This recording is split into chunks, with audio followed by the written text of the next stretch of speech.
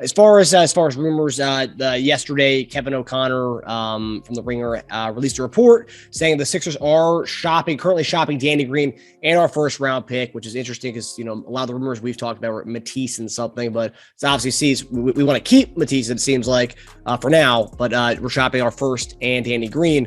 So some of the players that have been mentioned on social media as guys who could be retaining a deal with for Danny Green and a first, Will Barton was one of them. Eric Gordon was another one. JaMychal Green, who just got traded for a pick. Alec Burks, Royce O'Neal, Terrence Ross, Lou Dort, KCP, Marcus Morris, and Derek Favors. Those are guys who've been mentioned as far as, if we were packaged Danny Green in a first round pick. Of those guys I just named, who's one that kind of stands out to you as a guy who would yes, I would definitely do that for Green in our first round pick? Probably if I had to, I don't really remember the whole list, but to me, Ross. Yeah. I think he's a guy that can heat up for you at times, and I think that's kind of what we need. I think if you have Joel and you have James, even if you have Maxey, if you have a guy that can get hot, especially in the fourth quarter, that's outside of those guys, make some shots, and I think that he's a guy that could be sort of a wild card for us. Pulling up the list to my right here so I can have it. It says a lot of guys. I like a lot of these guys, to be honest with you. A lot of them fit needs for us too. I think Gordon, you're looking at a solid 14-point a game scorer to be our sixth man, main point source off the bench. Barton, similar. I think the same type thing. Or possibly starting three, as people do like. I think Alec Burks, another possible six-man. Terrence Ross, another good six-man. Also play with the starters, maybe closing if he's hot. Guys who could start for us, I think Dort. I'm a huge Dort fan. Yeah. Young dog can score. KCP, I think, could start at three for us and really fit in with our starting five. Marcus Morris is interesting because he could play three, his feet are starting to get a little slower. He could play three with Tobias, and if you traded Tobias, he could slide into be kind of your undersized four as well. You can play both. So you have a little versatility with him if you did decide to move on from Tobias either this year or next year. And he's tough. He can catch and shoot. He can bang a little, rebounds a little, like little Harrison Barnes-ish, like the 4 to 6 rebound a game range. Royce O'Neal's interesting too. I always thought Royce O'Neal was taller than he was. I don't know why I thought he was tall. He just plays bigger. He's got the dog mentality. He's like a better shooting version of Matisse, I feel too. I think he's shooting around like 37%, 38% last year. And then with Favors and JaMychal Green, you got some 4 and 5 options for us. If I had to rank my top 3, no order, I'd say Dort, KCP, Marcus Morris. Royce O'Neal would be close though, just because I think he could play 3 for us. I think he's being a little underutilized over there because they have so many guys that just get shots up, man, between Bogdanovich, Mitchell, Clarkson. They have a lot of guys who get shots up. I think, he'd have a lot of open corner threes to become our PJ Tucker in the corner over there. Yeah, Marcus Morris, we may have mentioned this a couple weeks ago. Someone was talking about bringing in a guy with like a dog mentality as a 4 to come on the team. Someone posted an article, and Marcus Morris actually liked the tweet. So, and he's from Philadelphia too, so that would make he's a Philly guy. That would make all the sense in the world. Yeah, nice. So Eric mentioned Terrence Ross. You're not a Terrence Ross fan. You had him come off the bench. I mean, Terrence Ross could play 3 for us. Yeah, but I don't think he's really a full-time starter in Orlando. He's not a full-time starter in Orlando to start for a championship caliber team. I'm iffy about that. I'd rather him play, be a bulk shooter off the bench. I think he'd be better for that. That's how I envisioned him. Yeah, I just think for our 3, I'd rather have a guy who plays defense. Just our 3, I imagine. We have a starting 3. Matisse or one leg Green. No, he's the starting green. I was just going to say, my ideal starting 3 is we have the ideal starting three, but can shoot.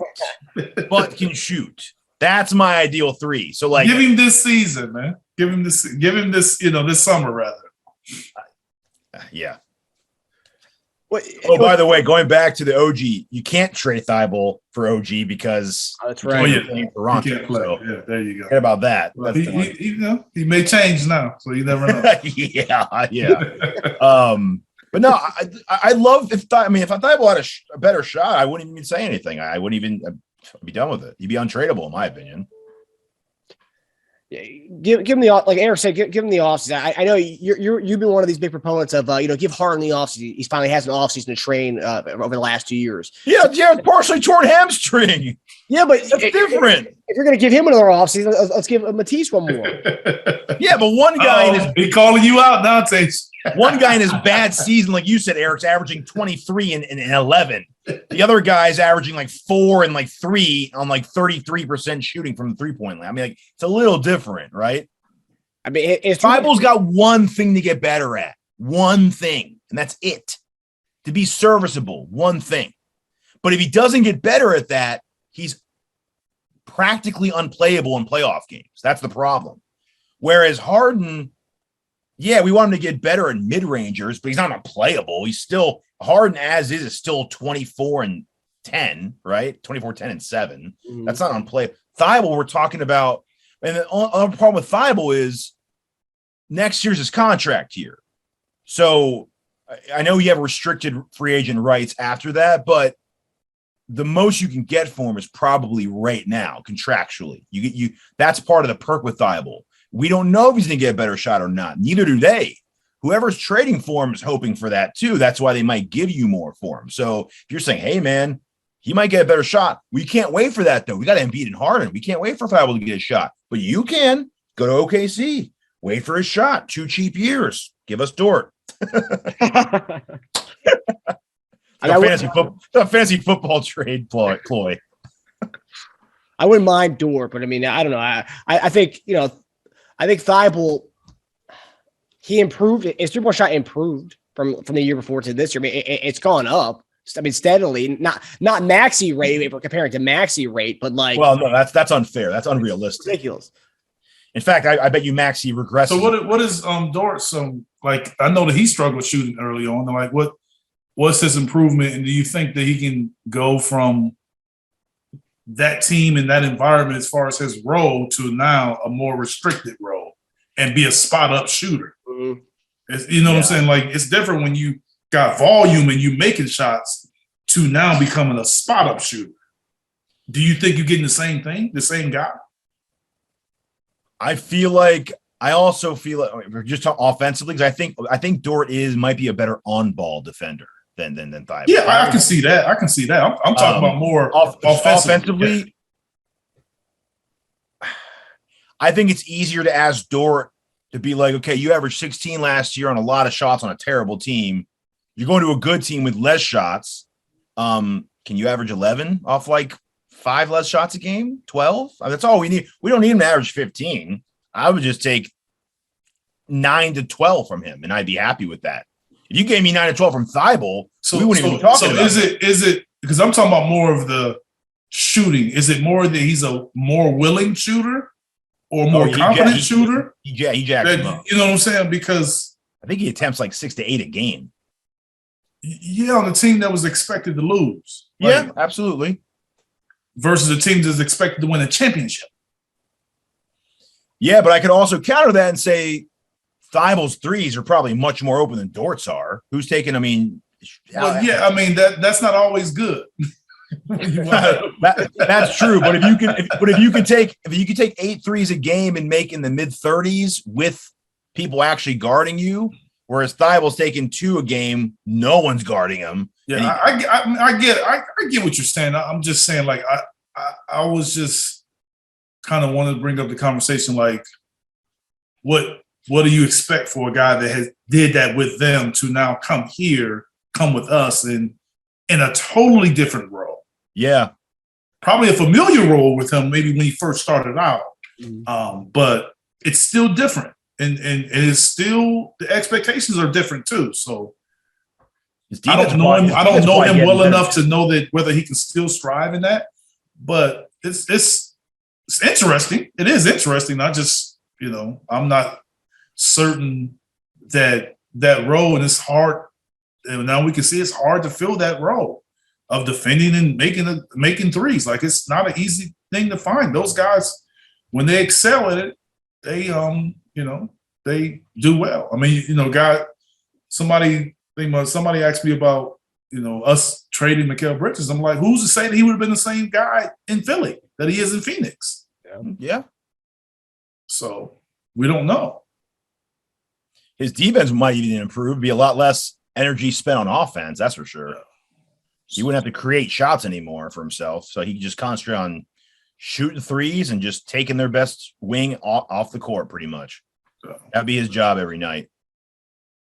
And you're still confident that Dort, because this is the topic we had a couple weeks ago, that he could play 3? I think he could, yeah. I think he plays. You got to be confident he can. I wasn't confident. No, you said you think he can. This is we talking about the 3. What? I mean, he's 6'3", but he plays much bigger than that. I've seen him guard Durant. Not that I'd put him on Durant. Do you see him as a 3-and-D 2 and Maxey at the 6 man more so than them at the 3?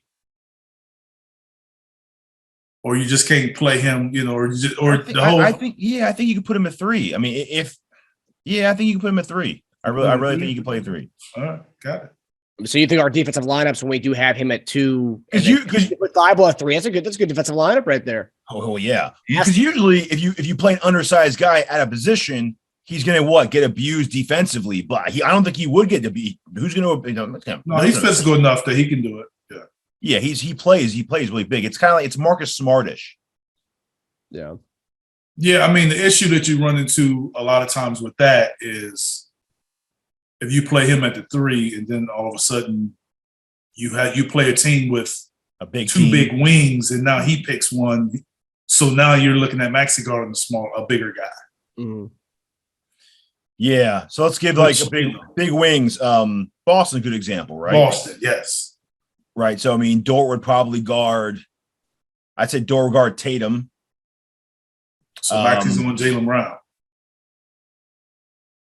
What's the lineup? Smart, Tatum, Brown, Horford, Robert Williams. Is that what we're looking at? Yeah. Yeah. Or you go. Or Harden on Tatum. Even let's say, Hard on Tatum, and then what's his name on Brown? Look, whoever's killing us more in that moment, because those guys seem to alternate, don't they? Yeah, they're rarely both on, at least not in the playoffs. Yeah. It'll be interesting to see what happens with this. So, I mean, and this potentially could happen before the draft. It'd be trading the rights to that first round pick with Danny Green, and then Yeah, this will be interesting. So if we get it with Danny, then I think you have flexibility. Yeah. You can work it out. Yeah. And then once that team waives Danny, we can just pick him right back up again. Yeah, when he's healthy.